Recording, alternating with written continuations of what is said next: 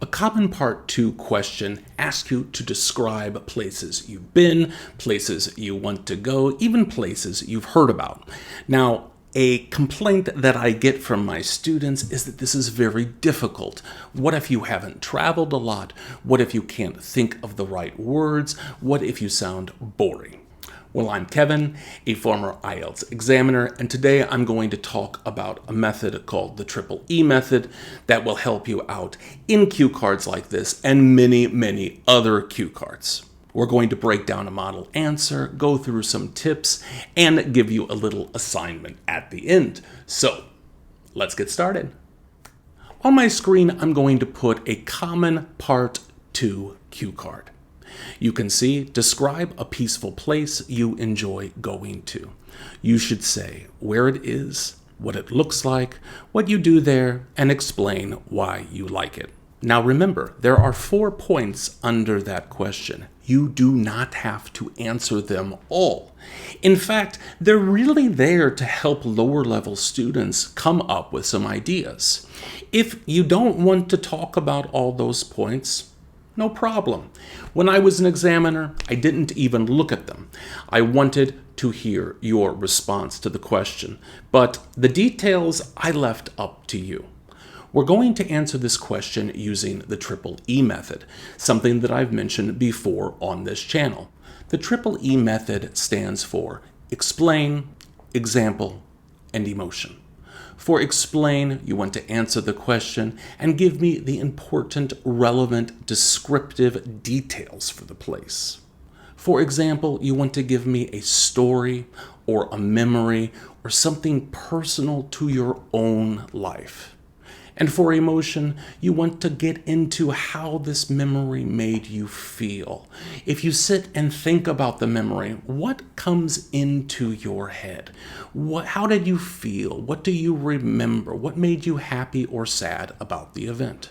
To go into a little more detail, in explain, you don't want to fall into the trap that a lot of lower level students fall into. And that is they list lots of descriptive adjectives. All of those adjectives don't really add much to the answer. You don't really sound natural, and quite honestly, you sound like someone who's memorized a book of vocabulary. For example, I always say you want to share something that you are very familiar with. So it's probably going to be a personal story. I say this because it is easier for you to prepare that way. Remember, you only have 1 minute. So if you're thinking and thinking and thinking, you're really not going to have enough time. Now, of course, there are times when you might not have an answer.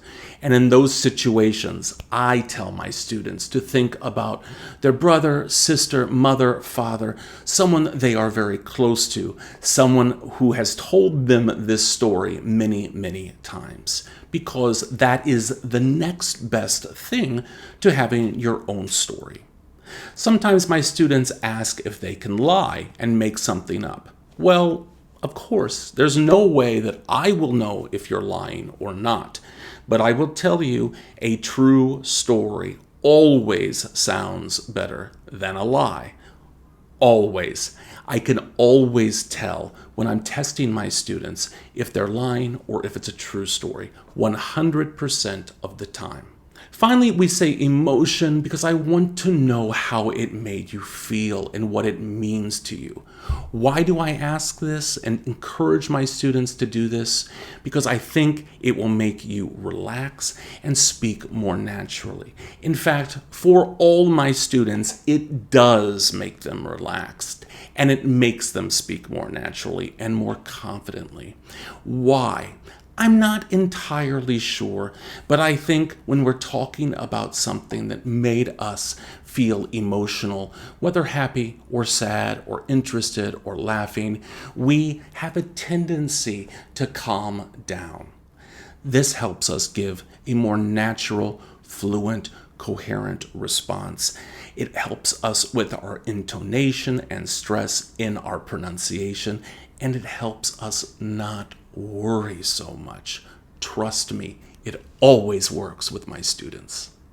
So I gave you the question earlier. Now let's look at a Band 7 Plus response to this. A peaceful place I really enjoy spending time in is a small cafe just down the street from where I live. It's nothing fancy, just a cozy local spot with a few wooden tables, soft lighting, and big open windows.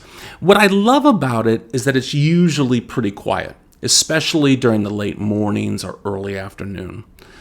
Unlike most cafes in Hanoi that are packed and noisy, this place stays calm and never feels crowded. I usually go there a few times a week, especially when I want to get out of the house, but still relax or do a bit of writing.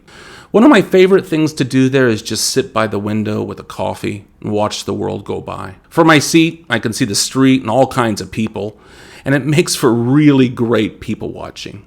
I find that it keeps me off my phone because there's usually something interesting happening outside.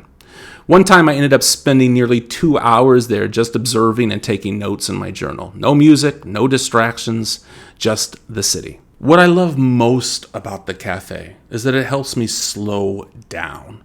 Even though it's right in the middle of a busy neighborhood, it somehow feels like a quiet pocket where time just moves more slowly.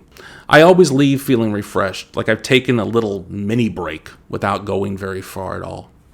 It's the kind of place that reminds me to pay attention to the small things around me. For me, that little cafe is the perfect space to reset. I want you to go back and review the answer again. Notice how it flows like a story. I'm using the triple E. I'm explaining. I'm giving an example. I'm sharing my emotion. But the story flows naturally. And those three parts are kind of woven together as I tell the story. It's not just a list of descriptive adjectives. It's not me trying to jam in as much high-level or academic language that I can use. And it is not packed full of crazy-sounding idioms. But still, it is a very high-level response. Now let's go to your practice. Pick any cue card that asks you to describe an event, person, place, thing, and set 1 minute prep time. Set your explain, example, and emotion on paper and make notes. And then talk it out. Give yourself time to respond and talk for 2 minutes. Record yourself and listen and see if you hit all the boxes. See if you sound natural. Then go back and do it again. If 1 minute prep time is too short, for your first time, it is okay to take longer.